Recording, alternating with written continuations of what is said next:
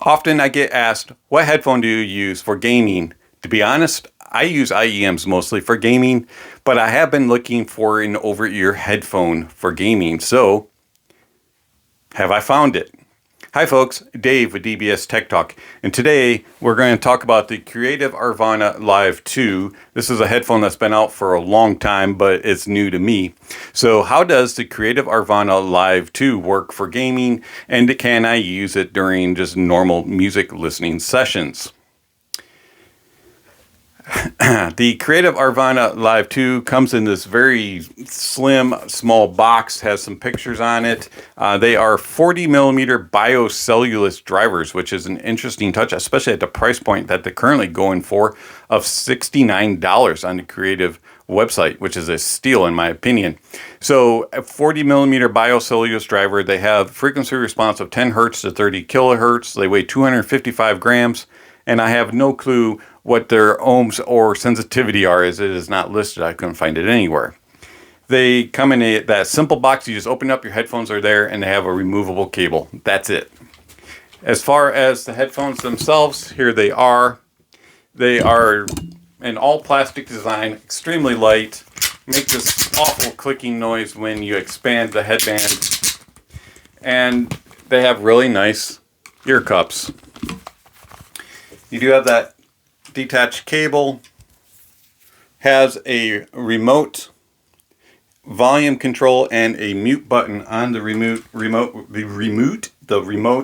It does click right into the left ear cup. Expand them out, plop them on your head, and you're good to go. I find that they're extremely comfortable. They are the lightest things that I've used for gaming other than IEMs. They have just the right amount of space for my ears, and they just disappear on my head. I find these things to be extremely comfortable. I've gamed in them for hours on end. I have no issues comfort-wise, build-wise. I mean, what are you going to expect? They're $70, and they're cheap, and they feel cheap. They look cheap, but I'm okay with that at that price point. What I'm more worried about is how do they sound. Now, for me, I'm going to explain real quickly what I'm looking for in my gaming experiences. I am not a first-person shooter gamer. I'm not an RPG type of gamer. I am a sim racer, and I play lots of sports games. That's it. That's basically my whole gaming experience. So for me, what I'm looking for when I'm gaming is something that has some elevated mid, something that's going to give me all of the details that are like inside the car and around the car. I'm not looking for mega big bass. I'm not looking for super treble and finite details. I'm not looking for a massive soundstage. I'm looking for something that's going to give me an immersive sound, but be detailed at the same time. A lot of times I find that gaming headsets and also just regular IEMs that people use for gaming don't work for me because they block out the mids, so I cannot hear my crew chief talking to me in my ears. All I hear is the big grumbly bass of the road noise and other car engines and things like that, and I'm not getting enough of the more vocal presentation that I'm looking for. Also, a lot of times I cannot hear all the finite details of cars coming up next to me or sitting next to me on my bumpers, or engine noises, road noise as far as my tires sliding and skidding, or brakes squealing. I can't hear all of those type of noises a lot of times. So I've been on the search for a over-ear headphone that gives me all that information. Introduce the Creative Aurvana Live 2s. Now, they have nice thick bass. So if you're listening to music, if you're listening to any type of music, the bass is going to be big. It's got a nice sub bass rumble to it. It's got really nice mid bass punch to it. It's a fun, energetic, and just overall pleasing bass. But the thing is about it is a very detailed bass, and it doesn't overpower the rest of the mix. It's a very well controlled bass, but it is a big time bass, and it's kind of like really strange, like that I would actually enjoy these for gaming, because normally big bass is not what I'm looking for. And then in the mids are very forward. They're nice and lush. They're very robust, have a slight warmth to them, and it's very engaging and nicely detailed, and they have a just pleasantness about them. And for music, it's fine, but for gaming, it brings everything right where I'm looking for. It's like an engaging type of mid. I can hear my crew chief very well. I can hear other cars. I can hear all the details that I'm looking for when it comes to gaming. And then the treble is slightly laid back. It extends decently, but it doesn't have a lot of air. It doesn't have a lot of energy and a lot of sparkle, especially when you're listening to music. But for gaming, it has just the right amount for my needs and for my preference. And then it's not piercing into ears. It's not fatiguing into ears. And I'm getting just the right amount of airiness and width and depth in the soundstage, especially for the treble.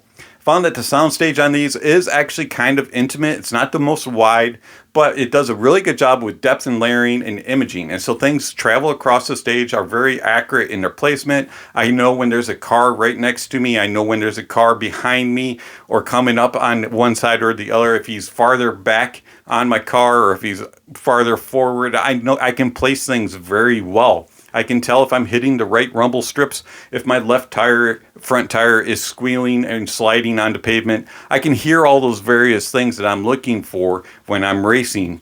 When I'm playing sports games, I can hear my teammates yelling and screaming at me to pass the ball, which I never do. I can hear the fans telling me to shoot, and I can hear all kinds of various things just going on. And it's this is the gaming headset for me.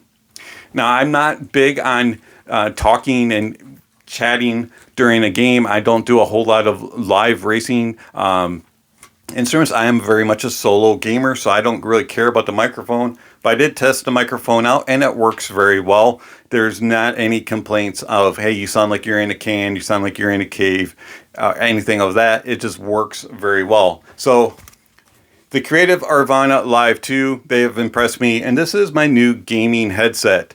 And just thought you all would like to know that. How does it compare to the original Cal and to all the different mods from Emu? I have no clue.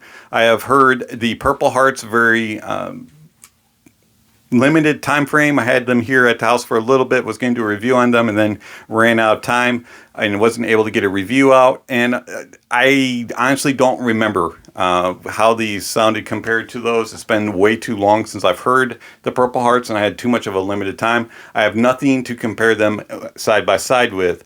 The only gaming headset that I have is the Advanced Nismo, and I'll put a link down below for the review of the Advanced Nismo.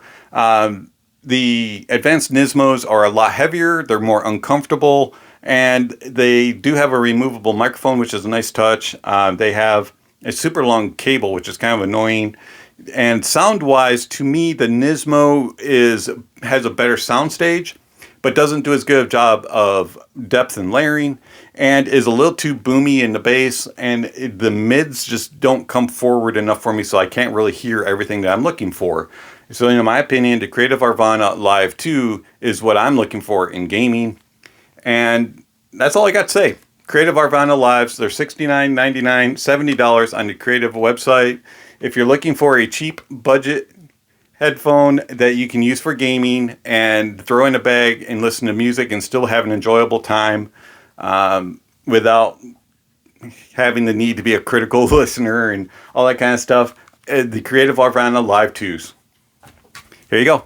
This is my recommendation for a fun close-back headphone, sub $100. This has been Dave with DBS Tech Talk. Thank you for watching, and I'll catch you on the next video. Speaking of next video, somewhere on the screen is a subscription link, notification bell. Don't forget to check that off. Also, check out the links down below for information regarding gear that was used during the review, for music playlists that are used during the review. Also, the link to the Advanced Sound Nismo review and all kinds of other good stuff down there. Thanks for watching, and I'll catch you next time.